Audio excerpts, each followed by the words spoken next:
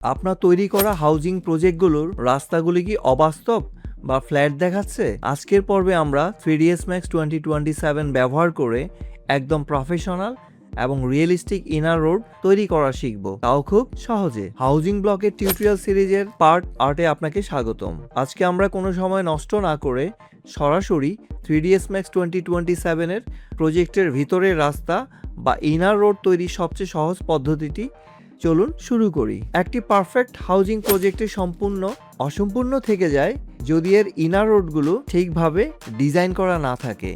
IT গুরু এর আজকের পর্বে চলুন দেখে নেই কিভাবে 3ds Max 2027-এ নিখুঁত ইনার রোড মডেল তৈরি করতে হয়।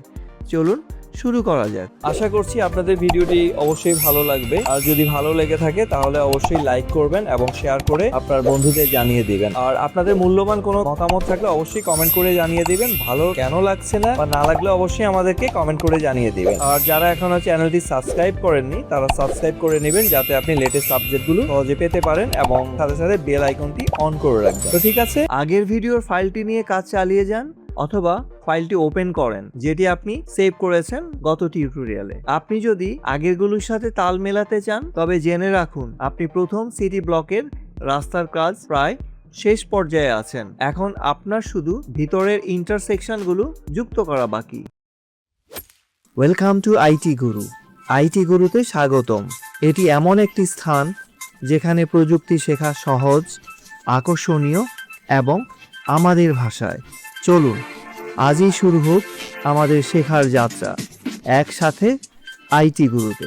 এর জন্য আপনি আগে যেই টেকনিকটি শিখেছেন সেটি ব্যবহার করুন। প্রথমে সুইপ মডিফায়ার ব্যবহার করে এবং মিড পয়েন্টে সেট করে স্ন্যাপ টুলের সাহায্যে ওপেন এজগুলোর খোলা প্রান্ত মিড পয়েন্ট দিয়ে যুক্ত করে একটি মাল্টি সেগমেন্ট অর স্প্লাইন তৈরি করুন। মনে রাখবেন, প্রথম সেগমেন্ট তৈরি করার পর নিশ্চিত করুন যে টপ লেফট কোয়াড্রেন্টের উপরের বাম দিকের চতুর্ভাগের এই একটি হরিজন্টাল রাস্তার অংশ যেন এর মধ্যে যুক্ত না হয়। রাস্তার এই অংশটির জন্য আলাদা একটি স্প্লাইন তৈরি করুন। স্প্লাইনগুলো সঠিক জায়গায় বসানো হয়ে গেলে স্ন্যাপ মোড থেকে বেরিয়ে আসুন। যে কোনো একটি স্প্লাইন সিলেক্ট করে থাকা অবস্থায় বার মোডের একটি সুইপ মডিফায়ার যুক্ত করুন। লেন্থ এবং উইথ 7 মিটারে সেট করুন এই দুটি লেনের জন্য এবং নিশ্চিত করুন যে pivot point centre top align করা আছে। আরও নিশ্চিত করুন জেনারেট ম্যাপিং কোঅর্ডিনেটর এনেবল করা আছে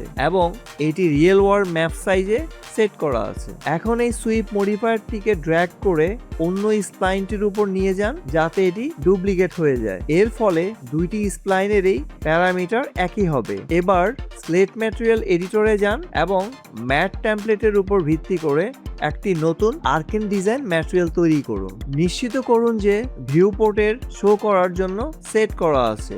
ডিফিউজ ম্যাপের জন্য রো 2A সিঙ্গেল জেপিজি নামের বিটম্যাপটি ব্যবহার করুন। এটি এমন একটি 2A এবং 2 লেনের রাস্তার দিক নির্দেশ করে।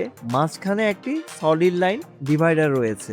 বিটম্যাপ নোটটিতে ডাবল ক্লিক করুন এবং এর প্রপার্টিজ অ্যাডজাস্ট করুন। রিয়েল ওয়ার্ল্ড স্কেল ব্যবহার করুন এবং রাস্তার প্রস্থের সাথে মানানসই করার জন্য এর স্কেল 7 মিটার বাই 7 মিটারে সেট করুন। সিনের উপযুক্ত সুইপ অবজেক্টে ম্যাটেরিয়ালটি অ্যাপ্লাই করুন। আপনি খেয়াল করবেন যে এটিকে 90 ডিগ্রি রোটেট করা প্রয়োজন, তাই সেই অনুযায়ী বিটম্যাপের অ্যাঙ্গেলটি ঠিক করে নিন। রাস্তার উপর ভিত্তি করে একটি ম্যাটেরিয়াল তৈরি করতে একই পদ্ধতির পুনরাবৃত্তি করুন। ওয়ান ওয়ে রাস্তার স্ট্রিপের জন্য ওয়ান ওয়ে ডাবল জেপিজি ইমেজটি ব্যবহার করুন। আপনার কাজ শেষ হলে ম্যাটেরিয়াল এডিটরটি কেটে দিন বা এক পাশে সরিয়ে রাখুন। মূল রাস্তার কাজগুলো সিলেক্ট করুন এবং নিউ জিওমেট্রি যুক্ত করতে অ্যাটাচ অপশনটি ব্যবহার করুন। আগের মতোই ম্যাটেরিয়াল আইডিসগুলো প্রিজার্ভ করুন। একটি সাইড ভিউতে গিয়ে ভার্টেক্স মোডে সুইচ অন করুন বা আন্ডারগ্রাউন্ডের সব ভার্টিসেসগুলো ডিলিট করে দিন। এরপরে সব ভার্টিসেস সিলেক্ট করুন এবং সেগুলোকে, আশা করছি আপনাদের ভিডিওটি অবশ্যই ভালো লাগবে। আর যদি ভালো লেগে থাকে তাহলে অবশ্যই লাইক করবেন এবং শেয়ার করে আপনার বন্ধুদের জানিয়ে দিবেন। আর আপনাদের মূল্যবান কোনো মতামত থাকলে অবশ্যই কমেন্ট করে জানিয়ে দিবেন। ভালো কেন লাগছে না বা না লাগলে অবশ্যই আমাদেরকে কমেন্ট করে জানিয়ে দিবেন। আর যারা এখনো চ্যানেলটি সাবস্ক্রাইব করেননি তারা সাবস্ক্রাইব করে নেবেন, যাতে আপনি লেটেস্ট আপডেটগুলো সহজে পেতে পারেন এবং সাথে সাথে বেল আইকনটি অন করে রাখবেন। তো ঠিক আছে, ওয়েল করুন। এটি একই স্পেস থাকা ডুপ্লিকেট ভার্টিসেসগুলোর সমস্যার সমাধান করে দেবে, যেগুলো একই স্পেসে নেই, যেমন অ্যাঙ্গেলড রাস্তার আশেপাশের অংশগুলো। সেখানে আপাতত জুম ইন করতে হবে এবং আপনার জিওমেট্রি একদম ক্লিন আছে কিনা তা নিশ্চিত করতে টার্গেট ওয়েল ব্যবহার করতে হবে। কাজ শেষ হয়ে গেলে সাব অবজেক্ট মোড থেকে বেরিয়ে আসুন। সবশেষে আপনাকে নিশ্চিত করতে হবে যে আপনার সমস্ত ম্যাটেরিয়াল একত্রিত করা হয়েছে। আপনার কাছে এখনও 2টি স্বাধীন ম্যাটেরিয়াল রয়েছে। মাল্টিসাব ম্যাটেরিয়ালটি এর অংশ হওয়া উচিত। বস্তুত অ্যাটাচ ফাংশনটি ব্যবহার করার কারণেই সেগুলো ইতিমধ্যেই এর অংশ হয়ে গেছে। তাই আপনার এখন শুধু ম্যাটেরিয়াল নোটগুলো ডিলিট করতে হবে এবং নতুন তৈরি হওয়া জিওমেট্রি ম্যাটেরিয়াল সিলেক্ট করার জন্য ম্যাটেরিয়াল পিকার ব্যবহার করতে হবে। তারপর আপনি নোটগুলো কলাপস করতে পারেন এবং লেআউটটি পুনরায় সাজিয়ে নিতে পারেন। রাস্তার কাজের এই পর্যায়ে আপনার ফাইলটি সেভ করে রাখুন, যাতে পরবর্তীতে পরের পার্টের জন্য এটি ব্যবহার করতে পারেন। প্রথম হাউজিং ব্লকের কাজ শেষ। আপনাকে এখনও ফুটপাথ অর সাইড ওয়ার্কস এবং বিল্ডিং লট যুক্ত করতে হবে। তবে সেটি করার আগে আপনি হয়তো বর্তমান ইনফ্রাস্ট্রাকচার ব্যবহার করেও আরও কিছুটা ভেরিয়েশন বা বৈচিত্র্য তৈরি করতে চাইতে পারেন। পরবর্তী ভিডিওতে আমরা এই কাজটিই করব। শিখতে ভালো লেগেছে? তাহলে একটা লাইক দিন। আপনার একটি লাইক আরো অনেককে সাহায্য করতে পারে।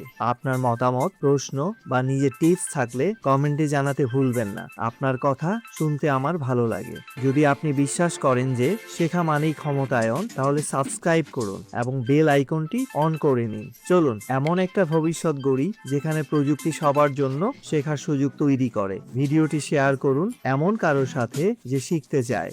চলুন একসাথে এগিয়ে যাই।